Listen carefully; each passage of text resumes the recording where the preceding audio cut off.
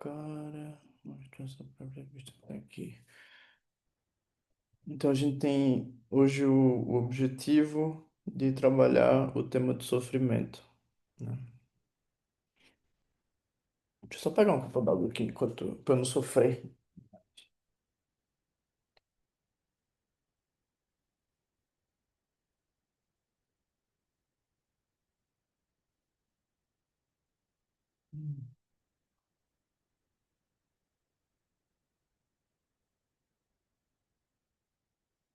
Então, a gente viu. Hoje era o karma. Eita, eu mudei os planos. Virou sofrimento. O karma vai ficar para depois. É,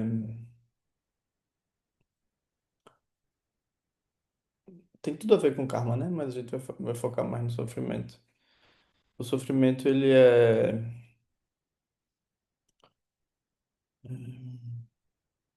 Há três formas principais de falar sobre sofrimento. E elas estão muito associadas à própria construção da roda da vida. A gente vai lembrar um pouquinho para quem não teve antes, como a gente está trazendo essa relação do budismo com a Gestalt terapia. A gente vai ver a importância do momento presente, como sendo o momento que pode ser novo e aberto, ou pode ser fechado e engatilhado. Há uma oportunidade que se abre no presente, mas a mente, quando está inflamada, quando está agarrada, ela não consegue se abrir para o presente, né? E uma coisa que a gente já viu algumas vezes é que nós temos processos inconscientes. Nós nos agarramos às histórias incompletas que vivemos, nós nos agarramos às dores que vivemos, nós nos agarramos a memórias, nós nos agarramos a possibilidades, impossibilidades. E isso inibe o contato fresco com o presente, né? Essa palavrinha que vocês vão ver muito no livro é o frescor, né? Que tem a ver com a qualidade aberta, nova, que se abre. Isso tudo eventualmente fica difícil se a gente não lembrar que todo o budismo é ancorado em tecnologias subjetivas, exercícios experimentais, espirituais, de mudança de perspectiva ou de ampliação de perspectiva. Se a gente esquece disso, tudo isso fica meio teórico, meio sem fundamento, porque eu sou eu e acabou a história. Eu sei o que eu sinto. Mas é como na yoga, quando você é impossível descrever o que o asana faz com você se você não entra na postura. A gente pode falar, ah, não, se você faz Pavana Muktasana, você põe as mãos assim, você põe assim, ok. Mas você tem que fazer a postura. É uma tecnologia, né? Então, o primeiro ponto é: a vida humana é preciosa, significa que o momento presente é um momento maravilhoso, é um momento novo.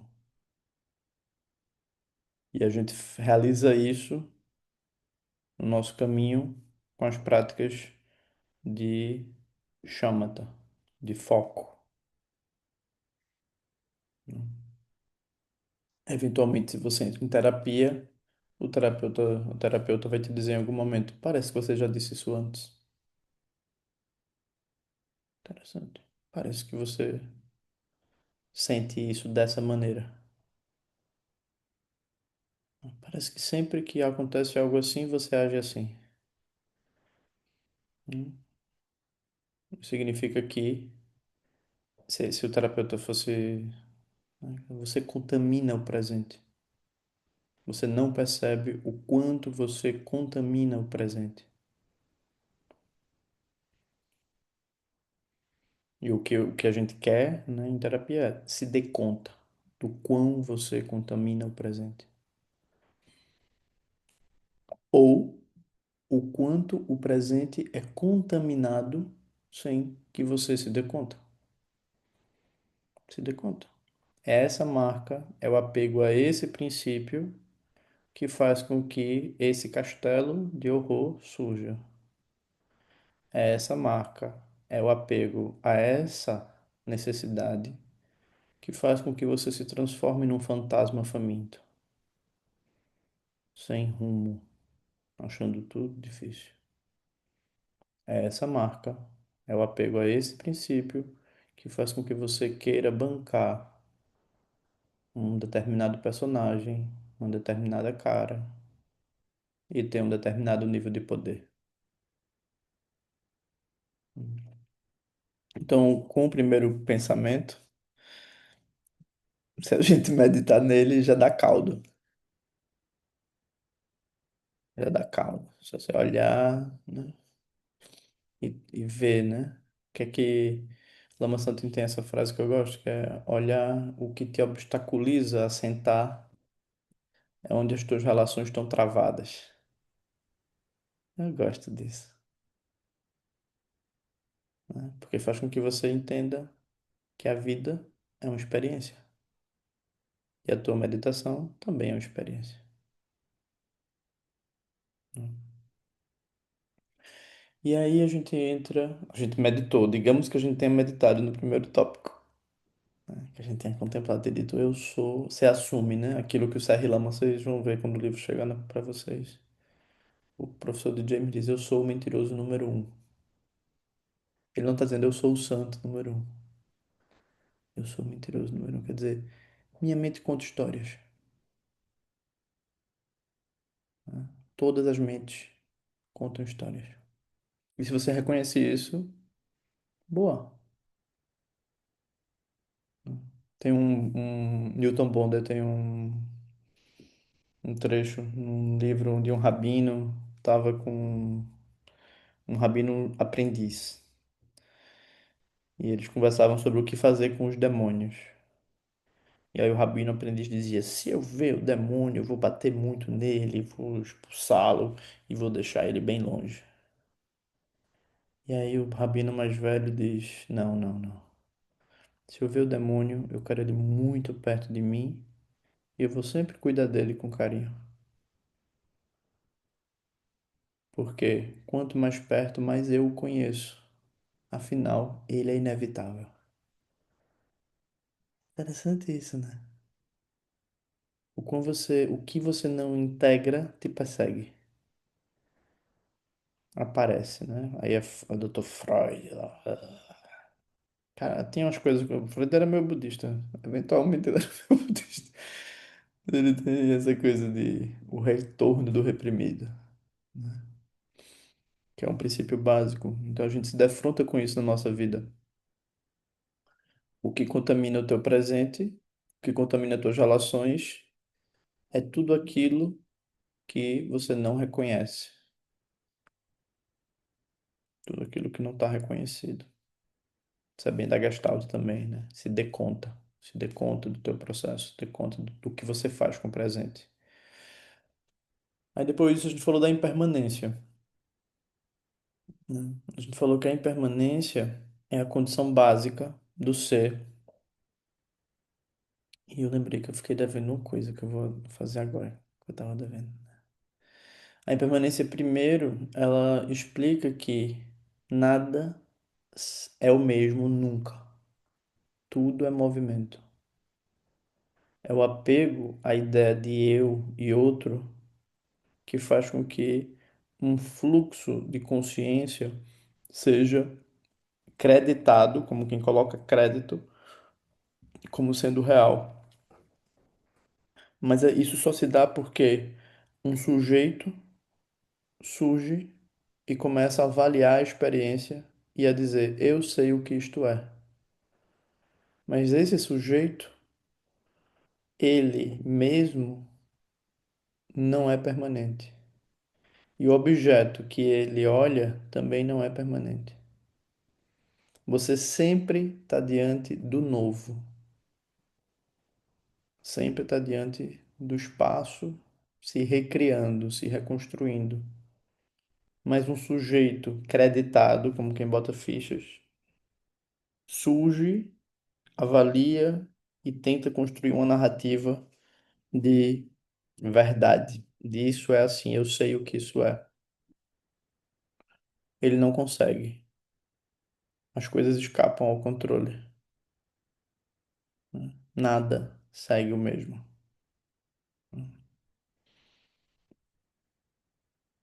Então, de um lado, quando você contempla a impermanência, você contempla o que a gente vai chamar a vacuidade. Por quê? Porque os- o próprio conceito que nós colocamos sobre as coisas, ele não é definitivo. Ele é um conceito relativo, contextual. Ele não dá conta da experiência em si mesma.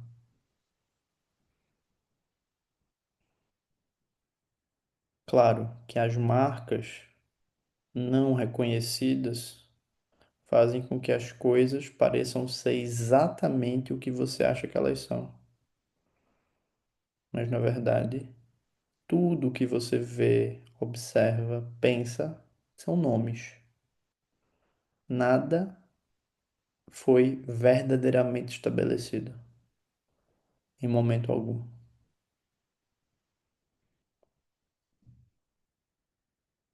Então, isso a gente diz: reconheça através da verdade de que nada é permanente, o fato de que nada é fixo, nunca foi nem nunca será. Só se você cria um observador abstrato, ele mesmo uma construção, você consegue criar tal coisa como uma narração. Mas isso é uma história. Existem povos que matam a partir de histórias. Mas é uma história. A Bíblia, com todo respeito, é uma história. A Torá, com todo respeito, é outra história. E o que a gente vai ver é uma diversidade nas narrativas sobre o presente. Ninguém consegue ter o narrador perfeito. Então você sempre está diante da capacidade criativa do espaço aberto. Você não tem outra coisa. E quando você tenta fixar qualquer ponto, você encontra impermanência. Isso é muito importante. Qualquer ponto que tente ser fixado vai encontrar impermanência. E a gente diz, na verdade, nada pode ser verdadeiramente fixado. Tudo são conceitos. Conceitos só funcionam por contraste. Frio, quente. Dor, prazer. Né? Então, quando a gente encontra a verdade da impermanência, a gente descobre. Se eu tento fixar qualquer personagem, eu estou limitando o meu contato com o presente. Eu não estou reconhecendo que a impermanência é a única fonte, é a única verdade, é o único fato. E o budismo, ele é tarado na impermanência. Então, se você encontra a impermanência, você encontra a iluminação. O que em nós não reconhece a impermanência são as nossas partes infantis, pegadas a ideias, a conceitos, conscientes ou inconscientes.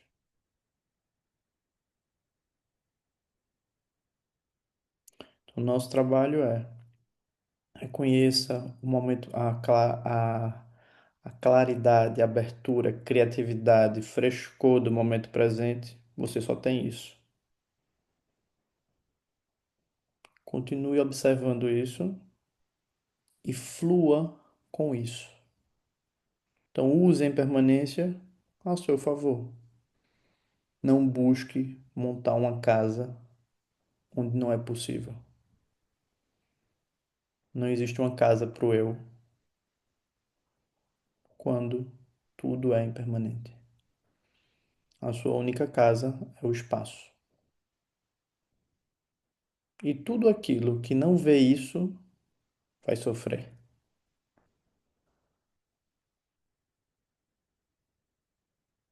Por quê? Eu queria que fosse diferente, mas não é. Eu queria não sentir isso, mas eu sinto. Eu queria ser esse, mas eu não sou. Tem um provérbio que eu não sei se vocês conhecem, não sei se é bem do meu interior, que dizia assim: se minha mãe tivesse uma carreira de peito, ela era uma porca. Vocês conhecem esse? Que eles conhecem. Esse tipo, se, se, se.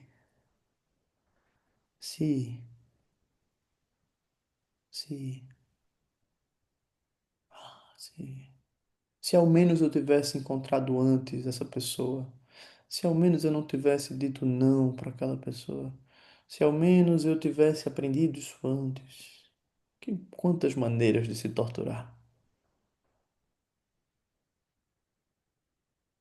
O presente é sempre fresco, é sempre novo. Você não tem outra coisa que não seja essa relação indeterminada, aberta, potente com o presente. A gente não tem outra coisa.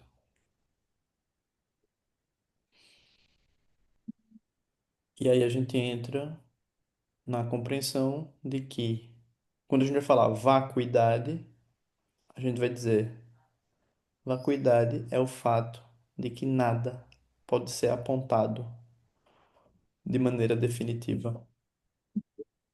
Não há nada em você, não há nada no outro, não há nada em lugar algum que possa ser apontado como sendo definitivo. E tudo aquilo, né, voltando nisso, tudo aquilo que não percebe isso, sofre.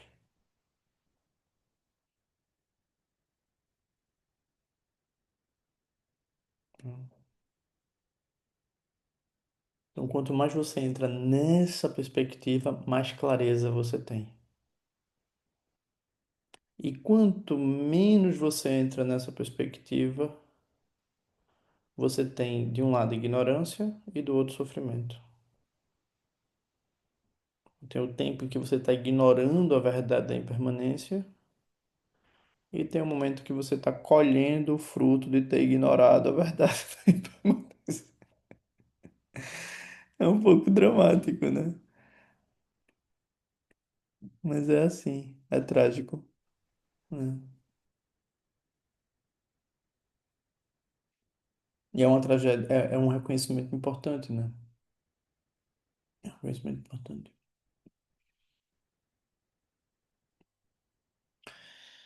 E aí a gente chega no sofrimento. O sofrimento, ele,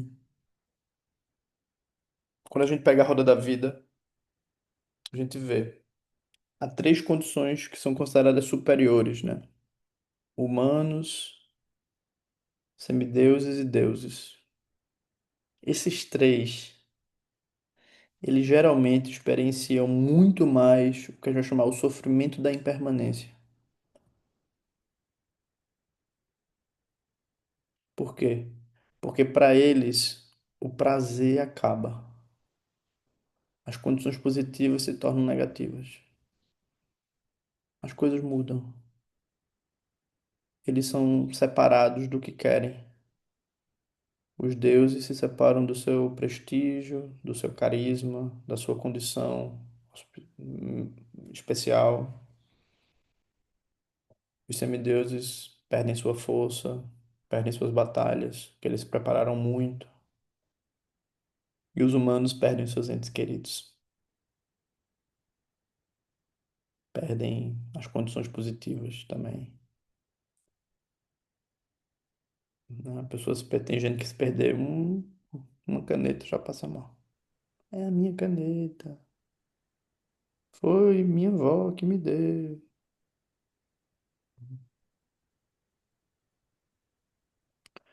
Então esses reinos eles são marcados por isso, né? Eles estão sempre sofrendo pela impermanência. Os outros três reinos, né, que são os três reinos inferiores, eles são caracterizados por um sofrimento mais grosseiro, que a gente sente, mas em momentos específicos da vida. Né? Os animais, os fantasmas famintos e os infernos, eles estão dentro de paisagens mentais onde medo, raiva e impossibilidade são muito mais frequentes. Então eles ficam muito mais dentro desse lugar. Né?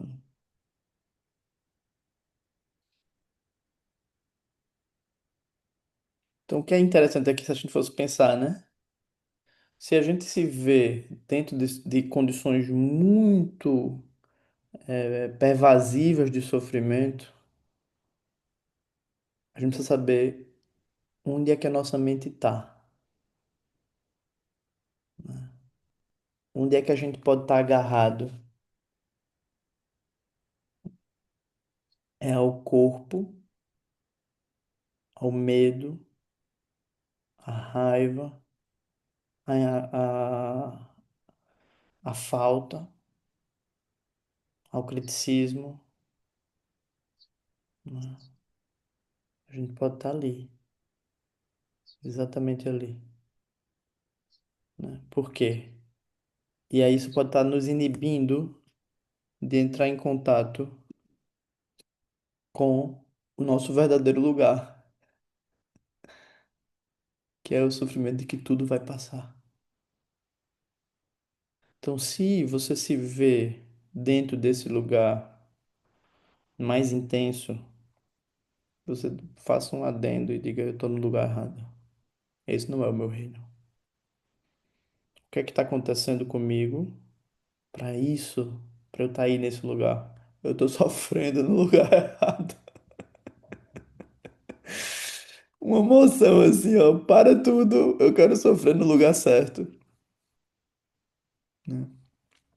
Eu quero sofrer no que é meu direito, né? Onde é que eu tô com a mente para estar dentro dos três reinos inferiores?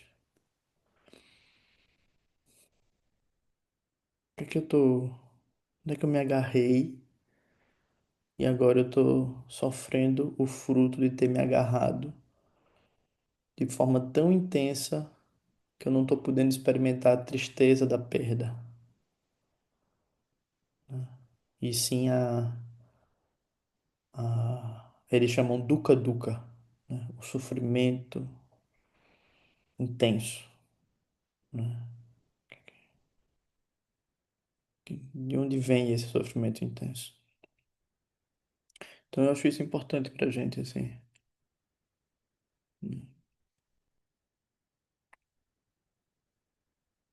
Quando você faz isso, aí você vai pro lugar humano, que é o luto. Eu sou esse, eu sou essa que perde. E isso faz parte da vida. Eu, sinceramente, acho isso muito importante. Porque isso é um alívio pro ego. É um alívio para a onipotência do ego. Aceitar a perda, aceitar eu não sou esse. Eu achava que eu era, mas eu não sou. Eu achava que ia ser para sempre, mas não foi. Eu achava que eu estava certo, mas eu não estava. Eu achava que faria sentido dizer isso, mas não fez. Isso é um alívio. A impermanência é um alívio, né? Quanto mais você se expõe a ela, menos coisa você guarda, menos coisas emocionais você solta. Tipo, por que você não, por que você vai negar esse perdão? Por que você não vai reconhecer a sua parte no sofrimento?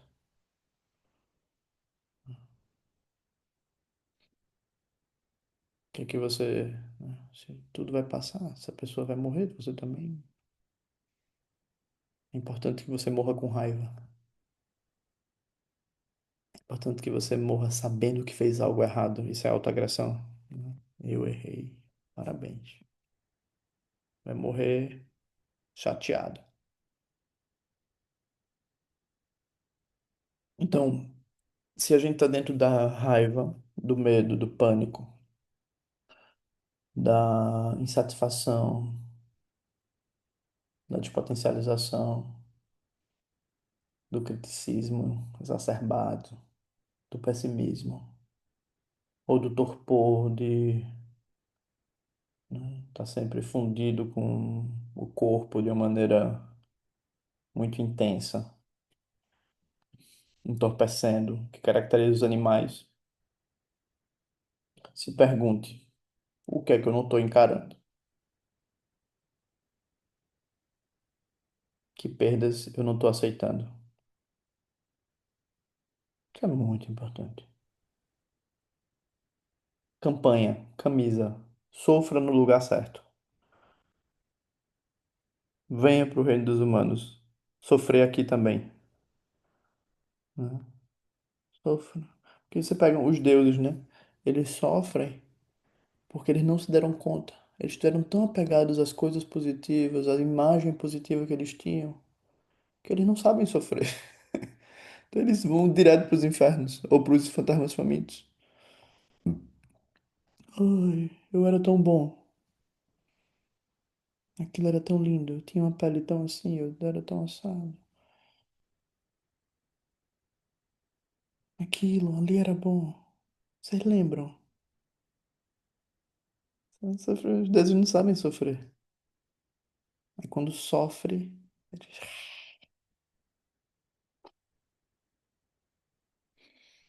Então o nosso processo é campanha, aceita a impermanência você também, né? Aceite a palavra da impermanência. Vocês podiam agora, próxima missão é bater na porta das pessoas e dizer, você aceita para ouvir a palavra da impermanência? Sangue da impermanência tem poder nessa vida. Hum. Então isso é a situação. Então o primeiro sofrimento é o sofrimento. A gente experimenta esse sofrimento intenso mais ou menos em 4 momentos da vida que os outros, os reinos de baixo sofrem, né? Muito. Mas a gente experimenta no nascimento, a gente experimenta na doença, a gente experimenta na velhice e na morte. São 4 experiências de sofrimento intenso.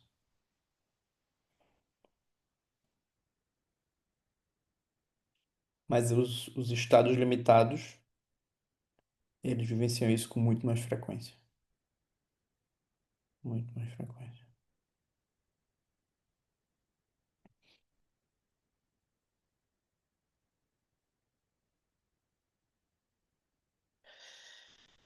Nomes técnicos que eu anotei para vocês, para quem quiser.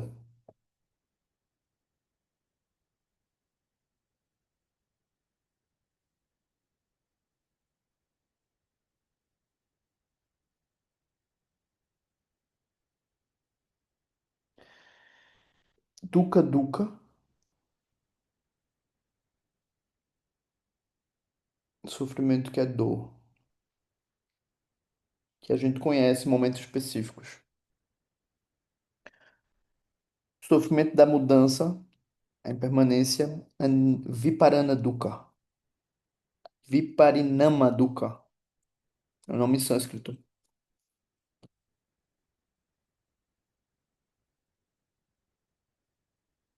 E o terceiro tipo, que a gente vai falar já, Sankarana Dukkhana. Eu realmente acho que vale muito a pena a gente escrever O, isso. A isso. o que que é o segundo, João, por favor? O segundo é Viparinama Dukkha. E ele trata do A sofrimento. impermanência. A impermanência. Tá. Escreve pra Obrigada. gente, João, no chat, Escrevo. não dá? Escrevo para vocês. Mando já já. É,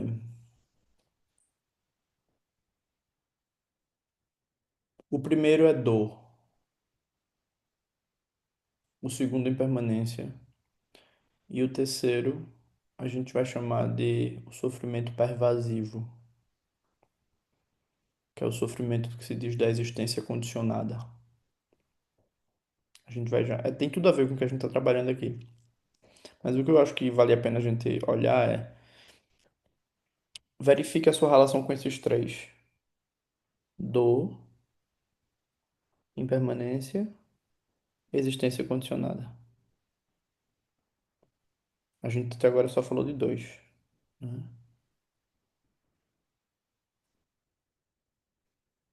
Usar a impermanência a seu favor, né? Usar o fluxo da impermanência a seu favor é se perguntar: se eu estiver no reino errado, se eu estiver no lugar, na paisagem mental, que não está vendo a impermanência, é porque eu estou ou nos fantasmas famintos, ou nos infernos, ou nos animais, né?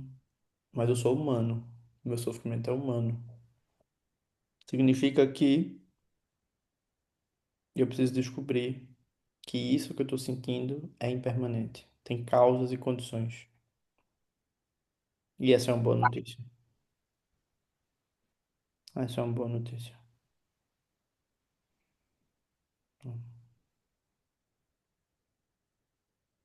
Você não veio nesse corpo para se apegar aos outros reinos. Agora, é possível que traços. Como é que é? Enquanto budista, eu vou dizer tudo sem censura. É possível que traços de outras vidas tenham te deixado marcas dos outros reinos. E aí cabe a você reconhecer e curar. Não só por você, mas por todos. Pelos seus pais, pelas pessoas que vieram antes de você, pelos seus filhos. Se isso te der gatilho,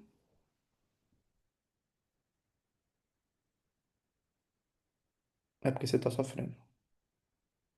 Então, eventualmente é importante você botar para fora.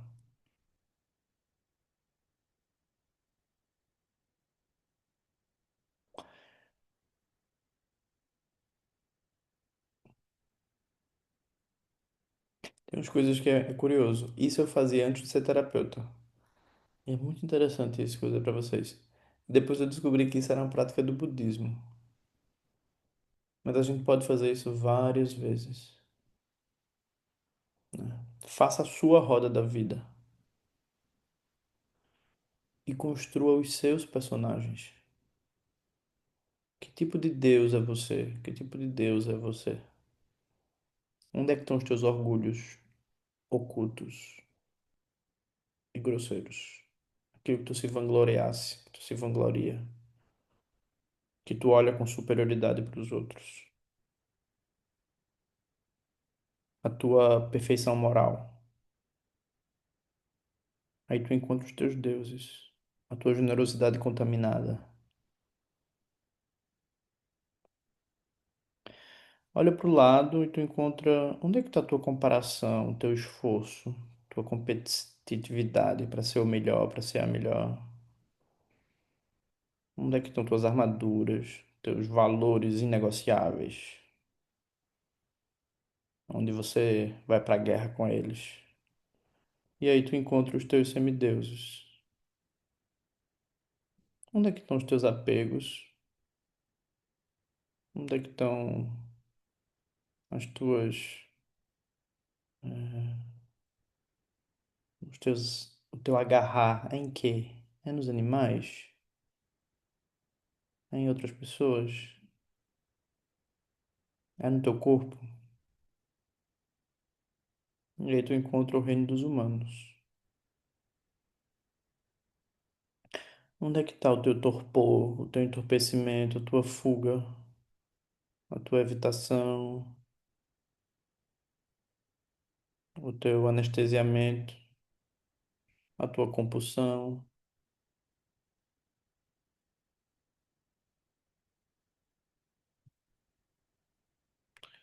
Aí tu encontra os teus animais, herbívoros e carnívoros.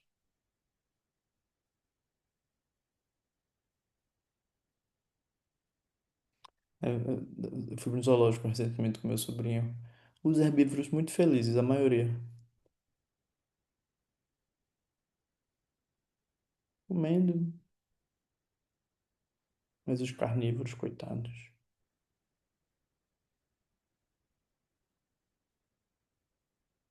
não podem caçar, não podem ir atrás. Não. E nós é importante a gente poder ir atrás, né? A gente poder pastar, a gente poder ir atrás. Mas nem tudo é ir atrás, nem tudo é pastar. Para os animais, não. Eles é muito intenso a conexão corporal. Depois tem os teus fantasmas famintos. Mais pra frente a gente faz um encontro só sobre eles, porque eles são muito especiais. Mas assim, eles se problematizam. Eles estão sempre. Nada tá bom. Nunca é suficiente. Sempre tá faltando algo. Ou sempre acontecem coisas difíceis com eles. Então percebe onde estão os teus fantasmas famintos. Ah, sim. Por quê?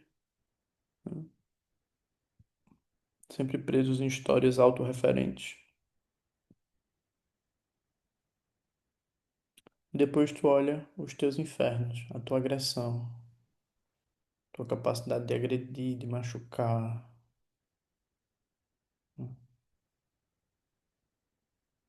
E aí depois tu dança isso. Tu faz uma dança. Tu divide no chão, aí tu diz, agora é o momento dos deuses. Aí tu faz a tua dança dos deuses. Eu sou especial. Aí tu faz, agora os semideuses, eu sou poderoso aqui. Eu consigo, eu sei, eu sei como fazer isso, eu sei como resolver. Aí teus apegos, aí tu faz, eu não quero que você vá embora. Eu quero que você fique, por favor, fica. Aí bota Chico Buarque, aí você bota Cani Miúdos. Fica aqui, por favor. Como é que eu vou morrer sem você? É muito bom, né? Como é que eu vou morrer sem você? É muito bom, a gente é muito divertida. Morre me vendo morrer. Fica comigo me vendo morrer. Mas e se eu quiser morrer primeiro? Não tem chance, né? É o fim do romantismo, assim. Você precisa ter esse discernimento na vida, né? Que a dependência é fácil. É muito fácil depender de um objeto, de uma substância, de uma pessoa. Muito fácil. A mente é viciada em depender. Aí você dança, isso, aí você dança os teus animais, como são, né? Abrindo a geladeira de noite, né? Preparando um beck, tomando uma boa garrafa de vinho todo dia. Oh, né? Sexo, oh, masturbação, que delícia, né? Nossa, isso é um pouco careta. Não, não, não tem problema nenhum com nada disso. O problema é a casa que você monta pra si. É ficar preso nisso. Só isso. Sexo é bom. Você pode fumar você pode fumar o que você quiser, você pode beber o vinho que você quiser. Só não faz a casa aí. Isso faz parte do fluxo da vida. Faz parte do fluxo da vida. E aí você faz isso, aí você faz os teus fantasmas famintos, uhum, tua fome, tua insatisfação, tua inveja. Você dança tudo isso. E dança de verdade. Dança de verdade. Tipo, incorpora. Ninguém vai estar vendo. Incorpora. É importante que ninguém te veja fazendo isso. Aí tu faz a dança. E tu não planeja muito. Tu vai de um personagem pro outro. Tu vai de um personagem pro outro. E aí tu começa a conhecer a tua mente, né? Então isso é um ritual importante.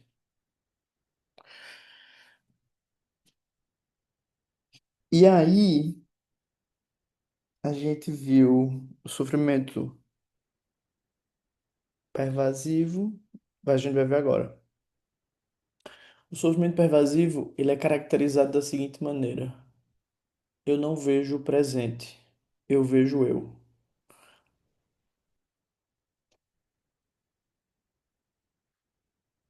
Eu vejo a mim. Eu vejo o meu apego aos objetos dos ouvidos, aos objetos da visão, aos objetos da visão, dos ouvidos, da língua, da pele, do olfato. Eu sou eu. E como eu sou eu tenho que me manter ativo. Eu não posso parar. Eu tenho que estar sempre me afirmando em atividades incessantes. E eu não consigo ver que isso é sofrimento. Eu estou sempre justificando a mim.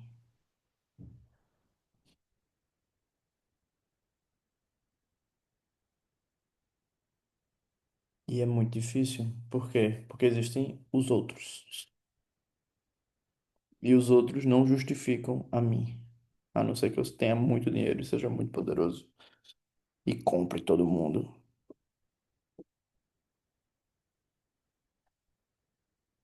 Então, todo o sofrimento de ter uma existência centrada no ego é o drama do terceiro tipo de sofrimento.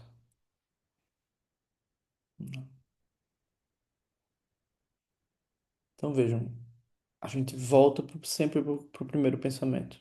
Momento presente, momento maravilhoso. Se abra.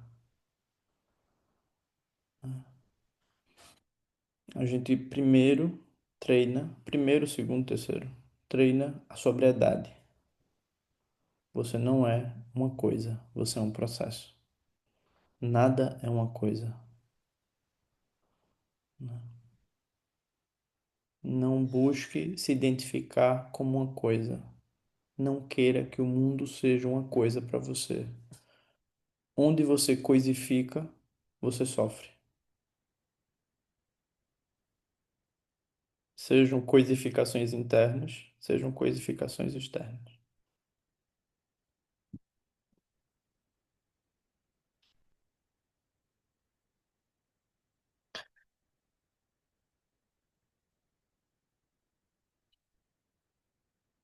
Então você se abra para o momento presente, se abra para uma experiência de si diferente de uma experiência narrativa, egóica, focada em histórias. Esse é o ponto. se abra para uma experiência de si, de fato, experimental, de fato, mais afinada com os temas da abertura do momento presente, indissociada da criatividade do momento presente, com o fato de que você não pode ser definido, nem nada pode ser definido em termos absolutos. Tem sofrimentos nossos que só vão cair de maduro quando você contempla isso. Você diz, eu nunca fui uma coisa. Eu nunca fui algo fixo. Uma parte de mim chora porque faltou o apoio da minha mãe, porque faltou afeto do meu pai, etc. Uma parte de mim sente isso. Mas eu nunca fui uma coisa. Uma parte de mim, animalzinha, fofinha, achou que era uma coisa. Achou. Isso é importante, né? Se você tiver um filho, você precisa dar isso pra ele. Mas agora que nós somos adultos, a gente precisa da verdade. E a verdade é, você nunca foi uma coisa. Não, mas eu não posso pedir à minha mãe agora para ela me olhar diferente. Pé, o tempo acabou. Não dá. Mamãe tá cansada. Mamãe fez o que pôde e ela não. Ah, mas ela não fez muito. Ok, essa é a tua, a tua parcela, né? Se ela estiver viva, é isso. Se ela morreu, morreu. Acabou. João, mas quando a gente está permeado por uma dor, Uhum. como quebrar isso e abraçar o presente e toda a oportunidade que o presente. A gente Porque a gente fica meio cego, né? fica. Aí a gente tem que saber, né? Essa dor, se a gente for usar esse pensamento budista, né? Se eu tô muito dentro disso, o que é que eu não tô reconhecendo? Que personagem é esse que tá agarrado a quê? Né? Eu tô agarrado às minhas fantasias, eu tô agarrado às agressões, reino dos infernos, né? Eu tô agarrado ao medo, eu tô agarrado. Assim, é muito importante a gente perceber, né? Porque a natureza é impermanente, tudo é impermanente. Mas eu não quero que seja. Eu quero ser esse que se agarra à dor. Ok, talvez eu tenha que contar sobre essa dor para soltá-la. E às vezes acontece isso, né? As pessoas, quando elas contam da dor, elas soltam, né? Às vezes não, a gente tem um eu que está satisfeito. Eu sou esse que foi machucado por você. Interessante, né? Eu preciso me lembrar disso, né? Porque aí, agora eu tenho poder sobre você. Antes você teve poder sobre mim. Você me machucou. Agora, como eu tenho ressentimento, eu tenho poder sobre você. E você não vai mais me machucar porque eu sou uma pessoa ressentida. Interessante, né? Tipo, mas ao ser uma pessoa ressentida, eu tô sempre carregando uma inflamação para todo lado, né?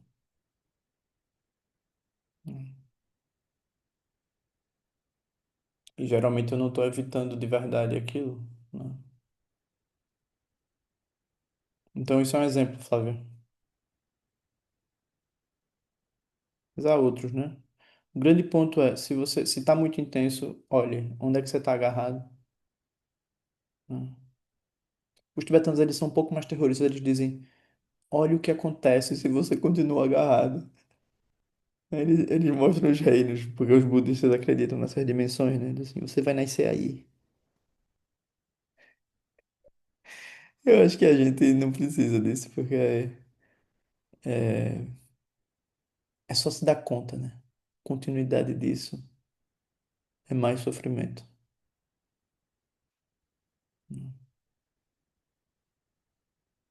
E eu posso construir o meu castelo baseado no meu sofrimento. Só que ninguém nunca vai chegar perto de mim.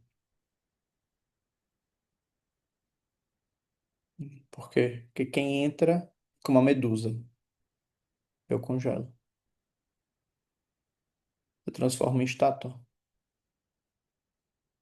Isso é uma visão machista, né? Tem outra visão feminista da Medusa. Não sei se vocês já viram, bem interessante também. Mas essa é uma visão. Fala assim.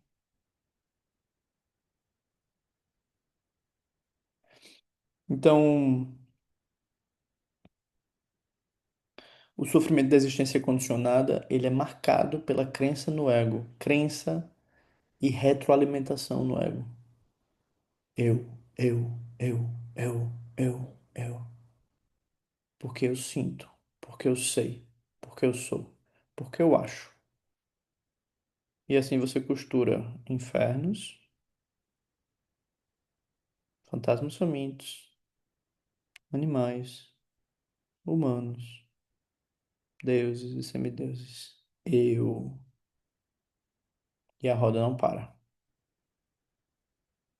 A roda não para. Eu tinha anotado uma frase para dizer para vocês que é assim. Ah, ele é caracterizado por três descrições. A primeira, você, quando acredita no ego, você não para. E a tua atividade é a própria fonte incessante do teu sofrimento. Isso aqui é interessante. Você não para. Você justifica. Você justifica. Você está em autojustificação o tempo inteiro.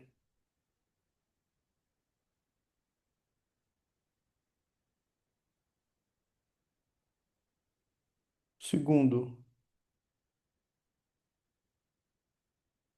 você nunca está satisfeito com o que você conseguiu.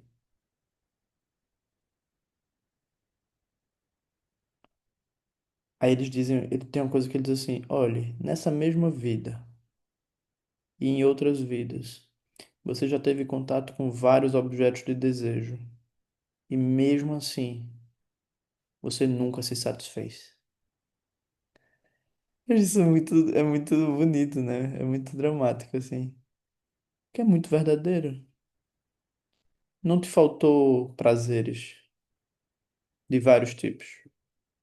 E mesmo assim, essa fome, essa sede nunca acabou. Por quê? Porque esse é o drama de ter um corpo egocentrado. Esse é o drama.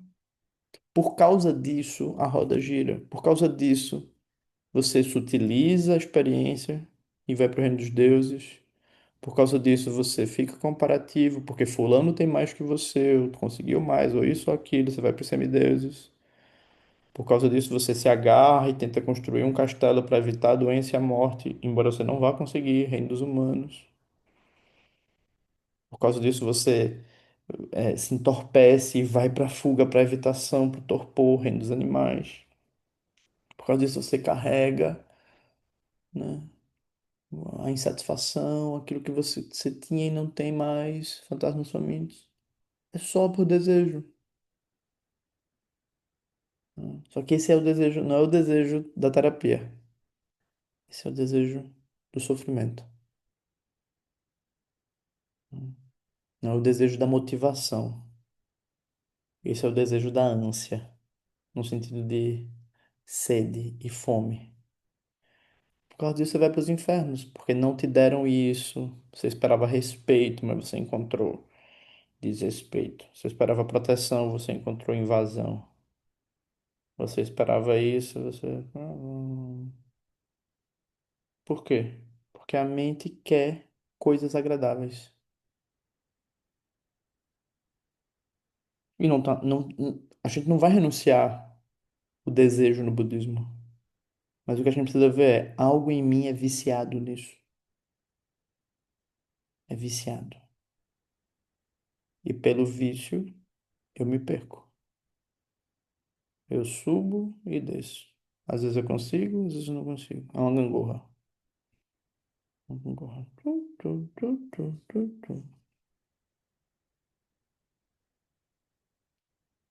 E por fim, o terceiro sofrimento é o sofrimento.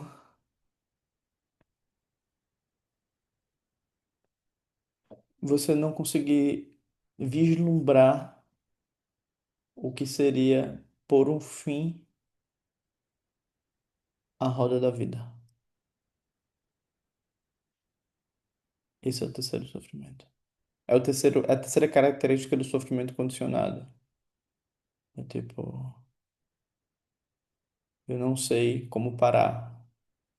Eu não sei como olhar e dizer, não, não, não, tá bom, já deu, já deu. Eu quero outra coisa. Eu não quero alimentar essa roda. Eu não quero alimentar esse karma, essa construção. Eu não quero. Eu não quero fazer isso. Eu tô sentindo, é intenso, mas eu não quero.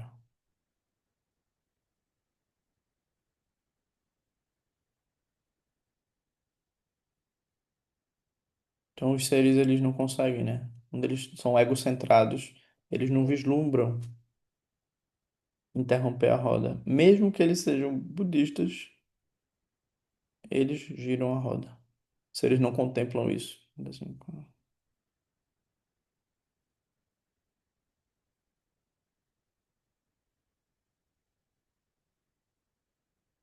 isso tudo é o que transforma a mente. Significa aquilo que amadurece a tua mente. Sem isso, você transforma o budismo em um jogo do ego. Você transforma as relações em um jogo do ego. Com isso, você afia sua mente e diz: opa, eu quero mais dessa vida.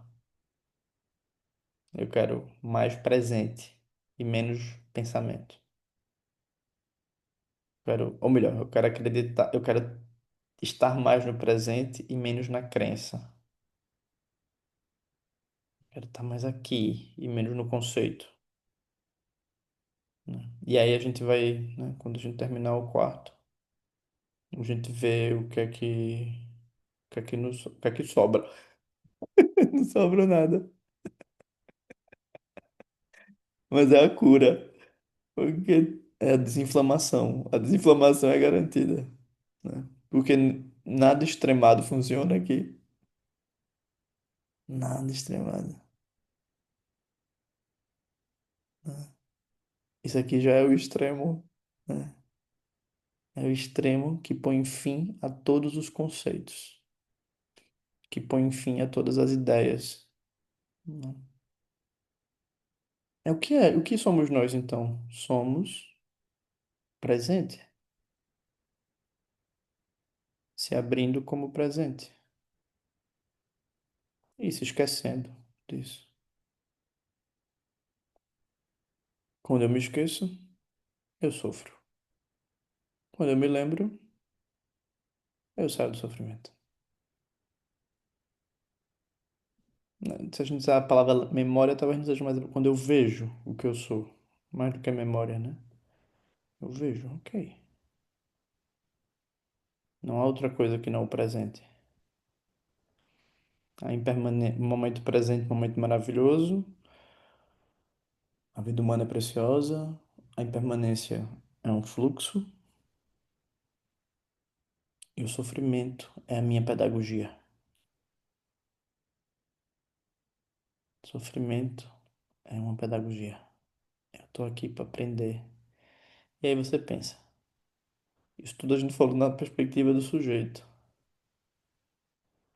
Isso te dá um nível de motivação. Mas quando tu olha para as pessoas que você ama e diz, meus filhos, minhas pessoas queridas, né? Por isso que é tão importante amar. As pessoas que todos vão passar por isso. Aí se diz, aí surge a tua motivação bodhicitta, Mahayana, que é isso não é só sobre mim. Primeiro é sobre você, que você não vai dar abraço de afogado por aí, né?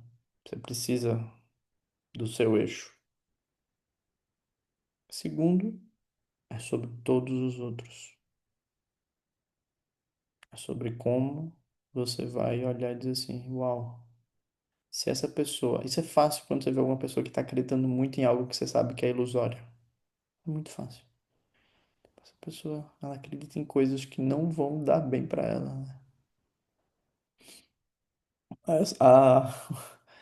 A prática é dizer eu também. Eu também acredito.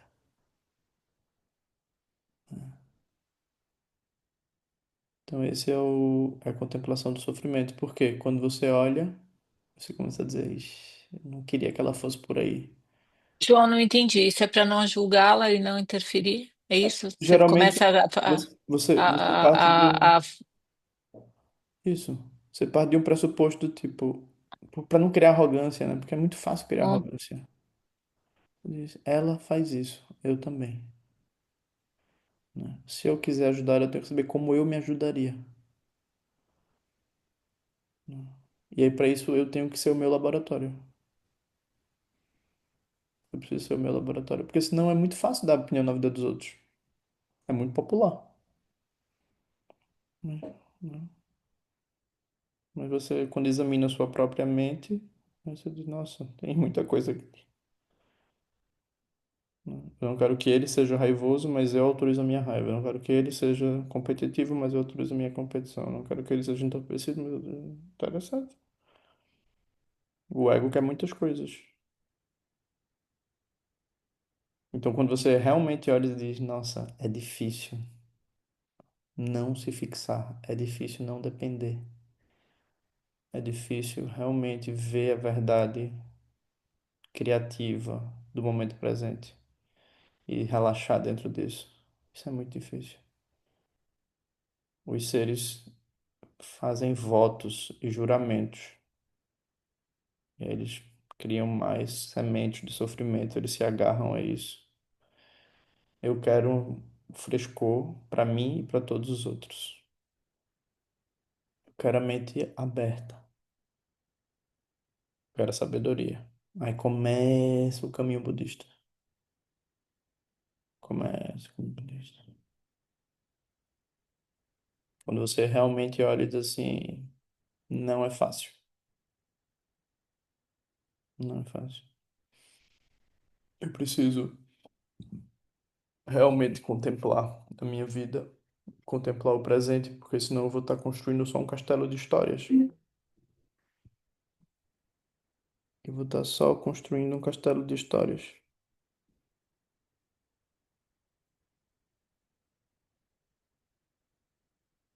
Minha vida passa.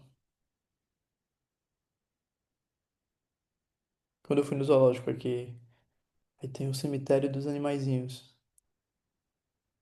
Tão fofo. Olha, as pessoas fazem cemitério para os animais.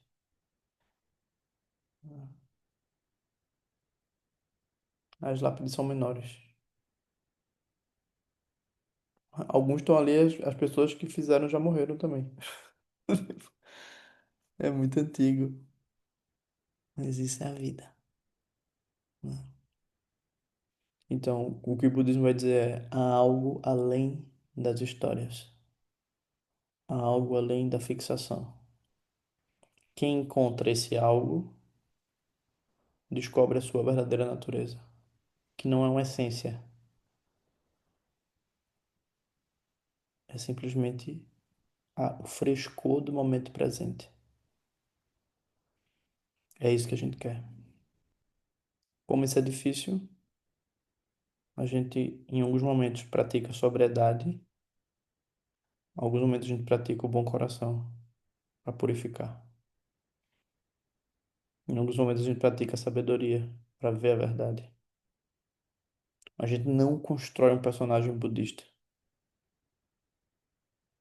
A gente não. Isso é muito importante, porque o personagem é mais um jogo do ego. Ele não permite experimentação. Ele faz porque disseram para ele fazer. Mas ele não entra em experimentação interna. Você vai ter algum mérito se você recita o mantra porque disseram para você fazer.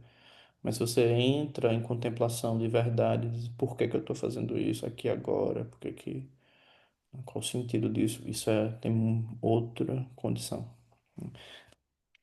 E mesmo recitando o mantra, ou fazendo prostração, ou qualquer coisa, você pode ir para o reino dos infernos. Ah, fez tudo direitinho. Mas você está coisificando o processo. A gente não quer isso. A gente quer que você continue descobrindo a verdade sobre você a cada instante. É uma coisa que James fala, vez, o budismo não é uma fábrica.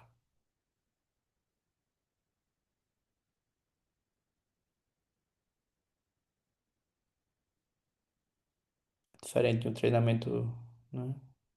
Que cada um vai sair de um jeito. Cada um, se você faz um treinamento psicanalítico, você vai ter que ter uma cara assim, você vai ter que ter uma cara assada. O budismo não é sobre isso. Você vai descobrir a natureza da sua mente. E é isso que você vai oferecer para os outros. Então, há habilidades ou meios hábeis. Você vai treinar. Por quê? Porque é difícil. Sobriedade. É difícil amar. É fácil voltar para o ego, o autorreferencial. Seja qual for a sua estratégia, sedução, competição, fofura, desprezo, raiva, vício, qualquer que seja a sua estratégia. É fácil ser você.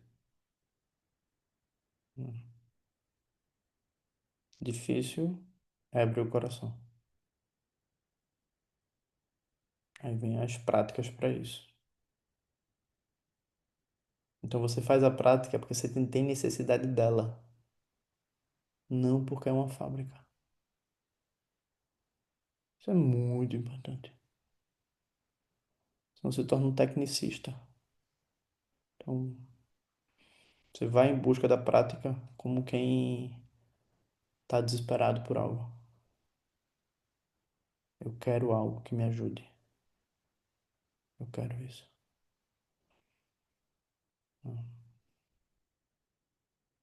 Aí eu vou treinar. Eu vou treinar isso. Porque eu preciso muito disso. Então eu tenho um pouco esse ar desesperado, né? Que é muito importante.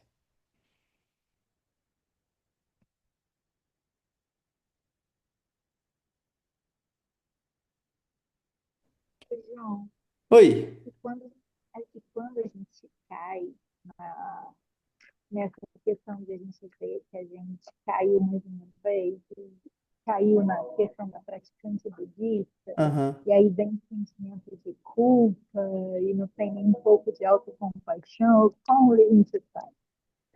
A gente volta pro porque significa se eu cair no personagem, eu sinto muito.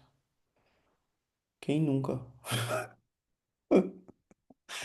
Quem nunca? Eu caí. Eu caí em vários personagens. Mas isso é importante, Lilian, essa pergunta, porque isso é o benefício da impermanência. Senão é só orgulho, né? Tipo, eu achei que eu não ia cair. Eu jurei que eu não ia cair, mas eu caí. Uau! Senhoras e senhores, eis a minha queda. Eu caio. Eu sou essa que cai. Quem cai pode falar mais com quem caiu.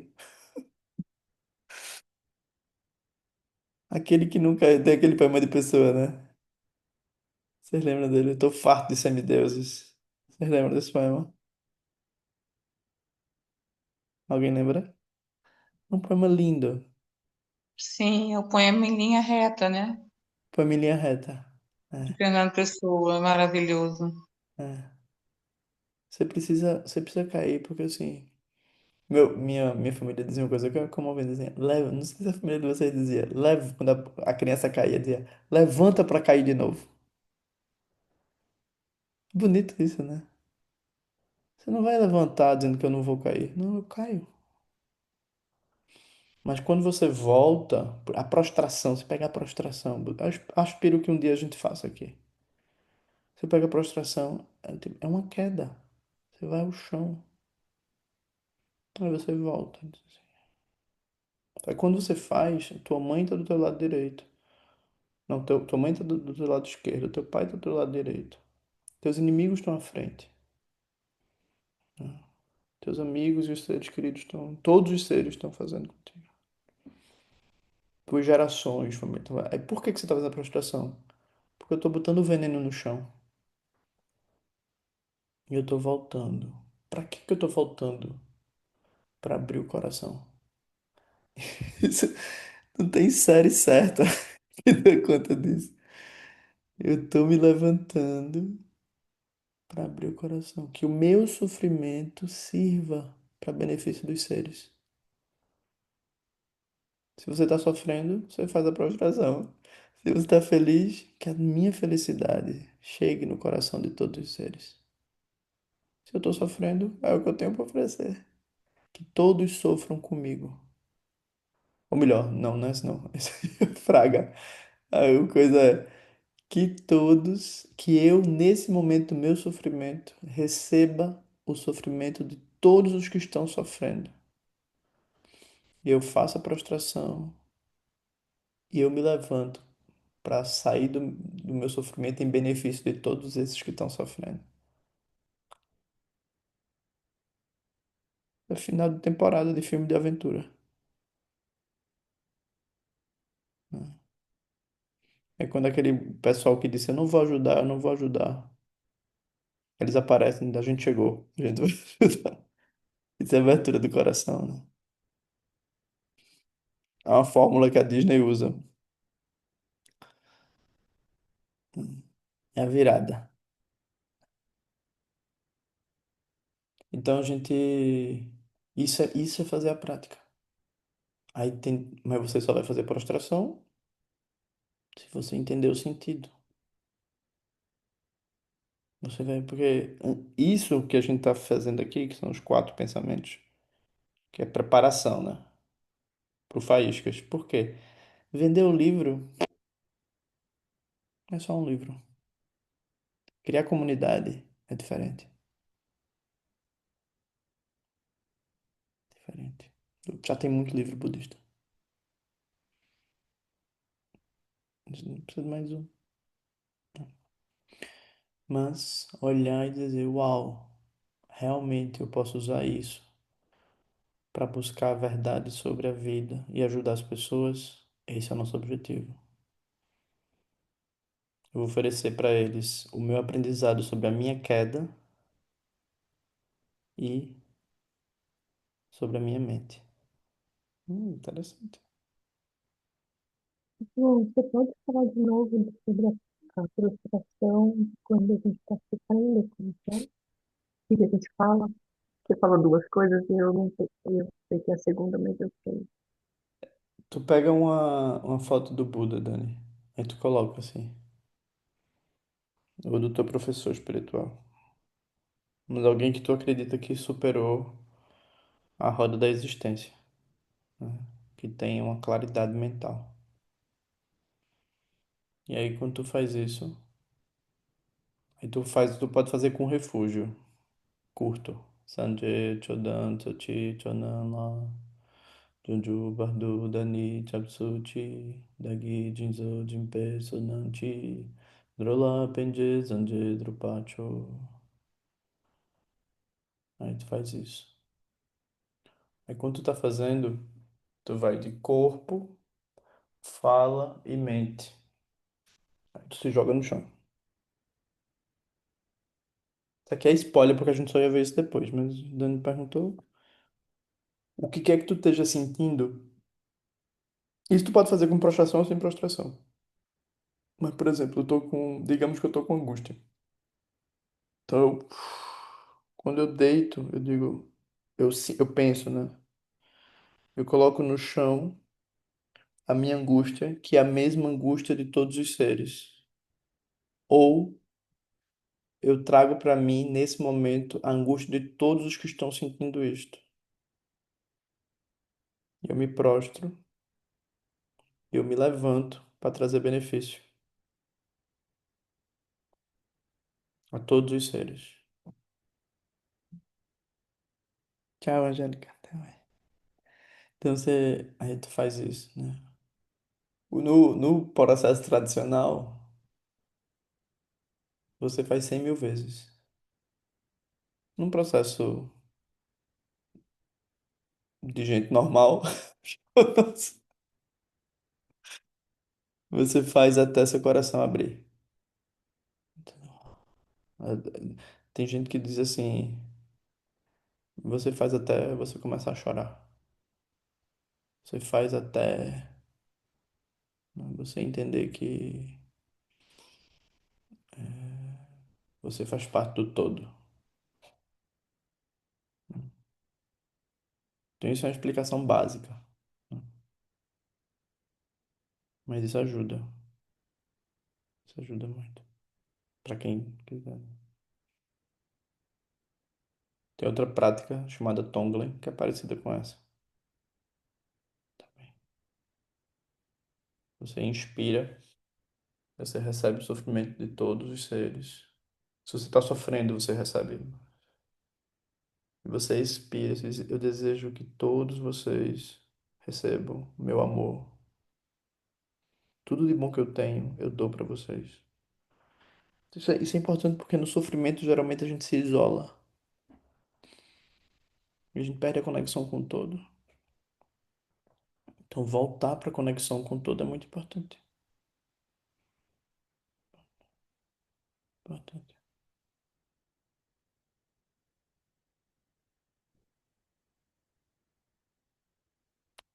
Alguém tem alguma dúvida, alguma coisa? Eu não acompanhei o chat, não. Tem alguma dúvida que vocês querem trazer?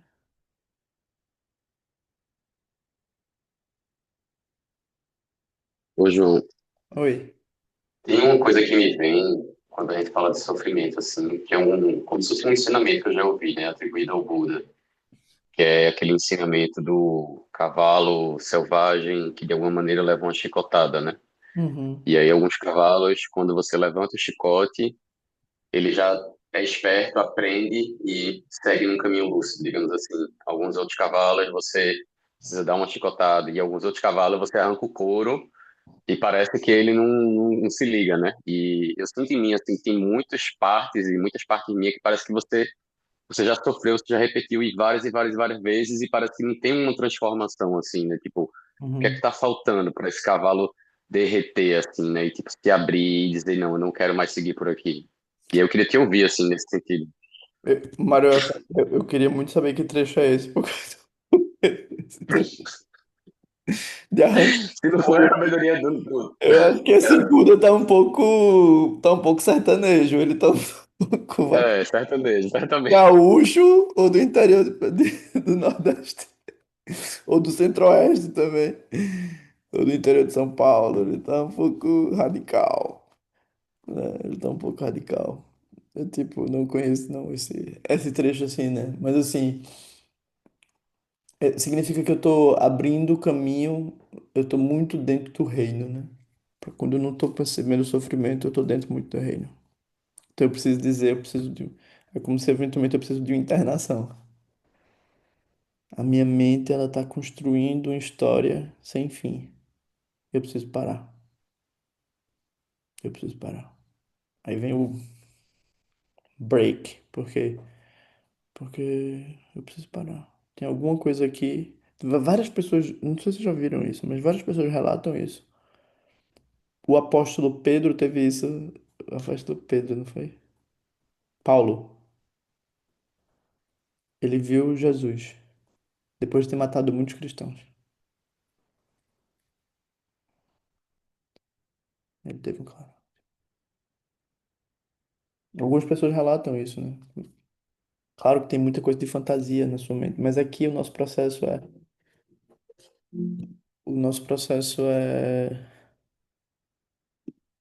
é, se você percebeu, aí vale a pena, né? O estudo clássico, que é assim, veja as consequências disso.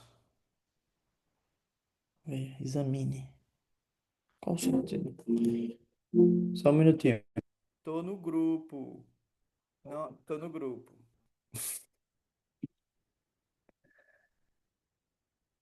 Se você percebe, você se assusta. Então é importante você, tipo, não, se eu seguir assim, eu tô alimentando uma cadeia de sofrimento. Aí eu gosto de perguntar isso, como seria isso aos 90 anos? Quem vai estar do seu lado? Pessoal, difícil, né? Então é muito importante a gente entrar, aí é muito importante o contato com o amor e a compaixão. Muito, muito. Tipo, eu preciso de carinho, eu preciso de ternura. Eu não preciso alimentar um ciclo de pensamentos. Hum. E aí cada pessoa precisa meditar sobre, se você quiser, né? Terapêutico budista. O professor Nida Shetsanang gosta disso. Lama também, Lama Santa. Você precisa de uma terapêutica, né? Você precisa pensar, se eu tô com muito desejo, muita carência, eu preciso meditar no valor de cada experiência e entrar em paz com o momento presente pelo encontro com o valor de cada experiência. Se eu tenho muita raiva, eu preciso descobrir que todos partilhamos das mesmas condições e que, do mesmo jeito que os seres erram, eu também erro.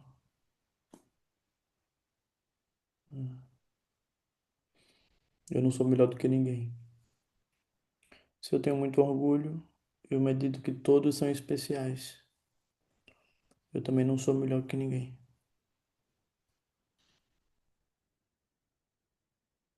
E se eu tenho muito torpor, eu preciso ver, existe muita vida lá fora, existem muitas opções além dessa. Eu não preciso me agarrar a isso, isso é só temporário. E a pessoa vai meditando, né? Mas algumas coisas só vêm mesmo, só curam quando você medita sobre a natureza da realidade. Qual é a verdade deste momento? Tem coisa que só cura assim. Então, um pouquinho de droga, um pouquinho de salada. Você precisa, você precisa do caminho gradual e você precisa do caminho último. Você precisa das duas coisas. Mas no budismo a gente renuncia ao samsara.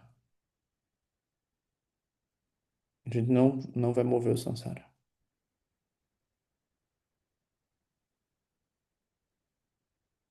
Mesmo contato com as emoções, que o budismo não tem problema de entrar em contato com as emoções.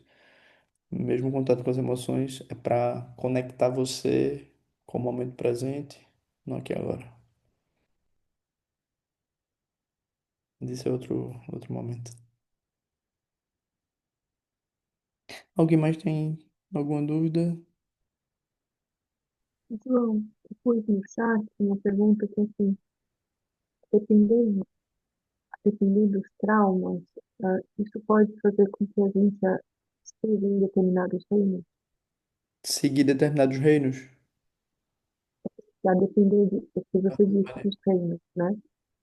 Os Pode, reinos que você pode chamar de inferiores. pode. Todos, É, todos eles, né? é, Porque o daí, budismo, a depender dos traumas, a gente pode estar adentrar mais em um reino ou outro, a gente pode coisas que abrir um vão portal, né? Pode, acontecendo. a gente pode. É, às vezes você cura uma coisa e descobre outra.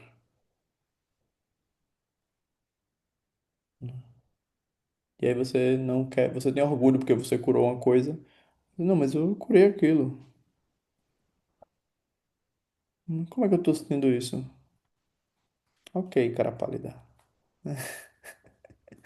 Vou te apresentar aqui a floresta, né? É o discurso dos povos originários com a gente, né? Ok. A vida é muito maior.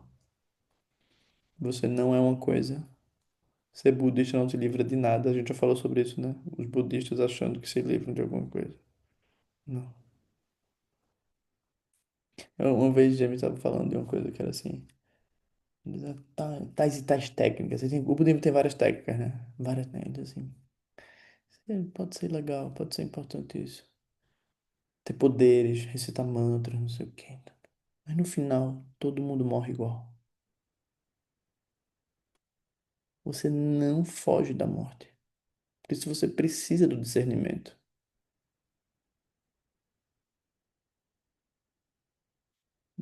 Você precisa do discernimento.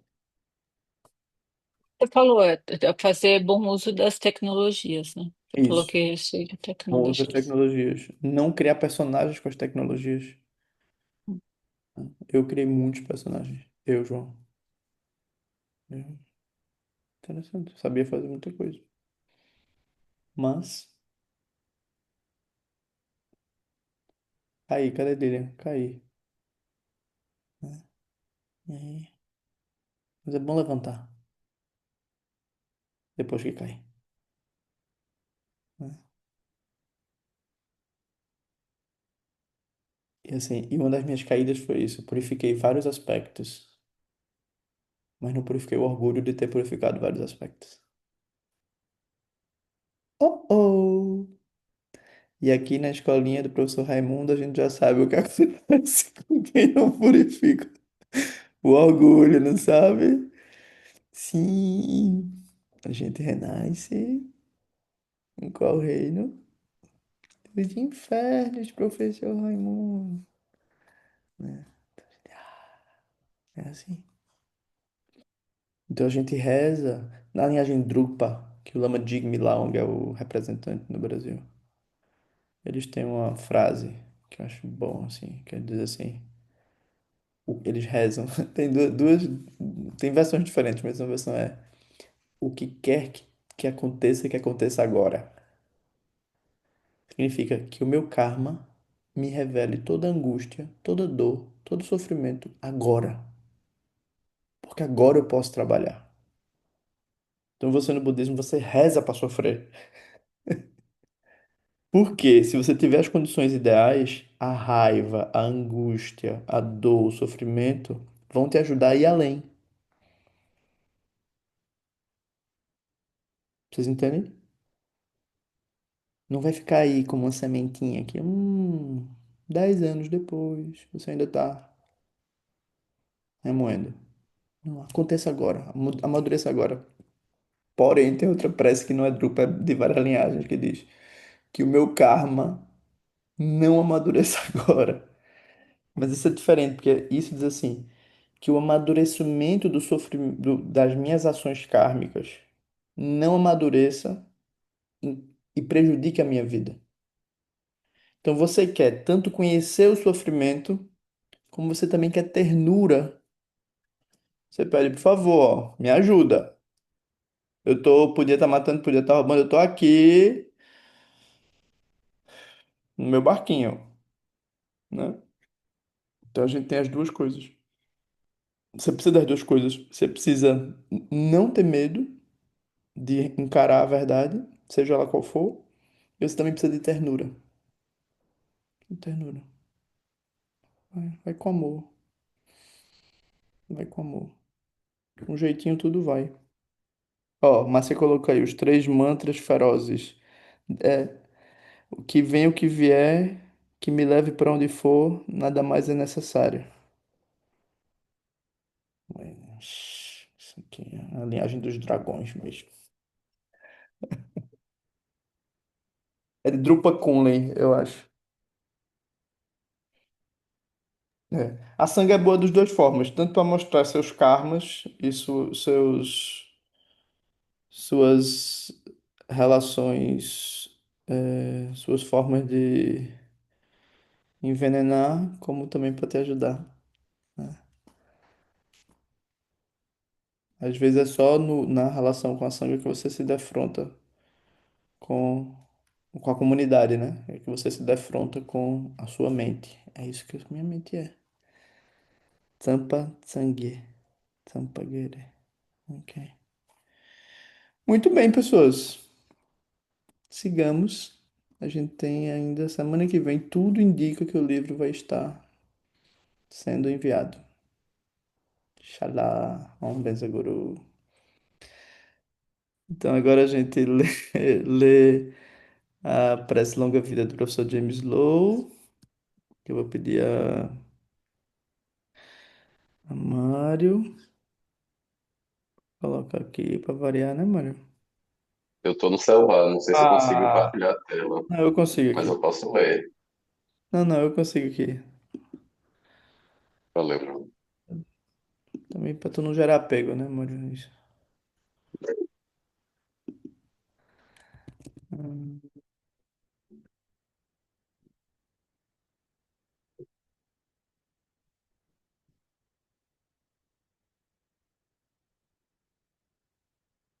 hum, hum,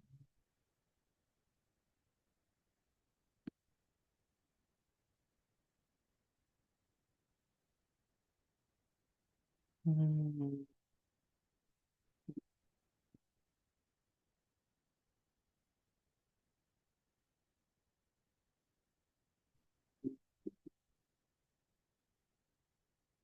Deixa eu pegar aqui, tá? Só um minutinho. Hum,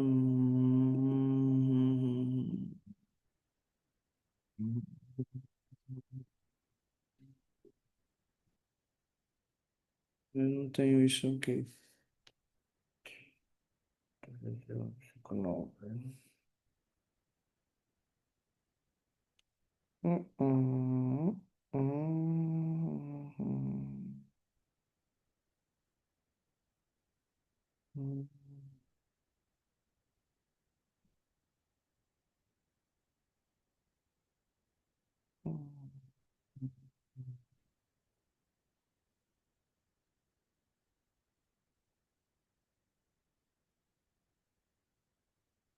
Só mais um minuto.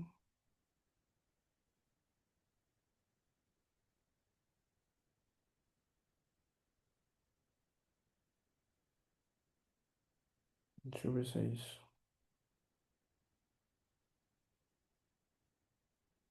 Hum.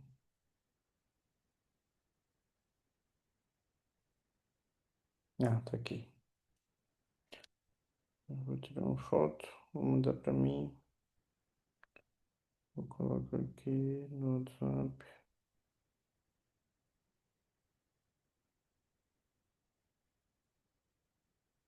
Hum,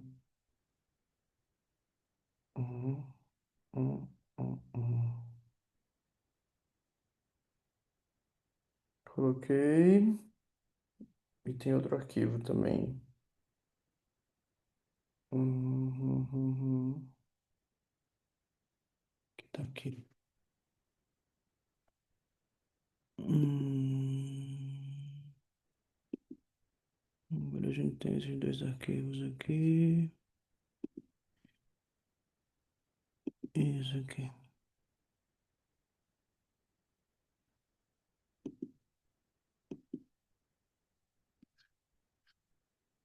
Ok. E agora eu vou partilhar com vocês a tela. Desculpa, gente, parece que é de bobina, né? Mas vai rolar. Ok, compartilhar. Vocês estão vendo? Não tá na versão. Vocês estão vendo a minha tela? Ok. Sim, Vocês vão ler essa parte a gente vai ler em português, tá?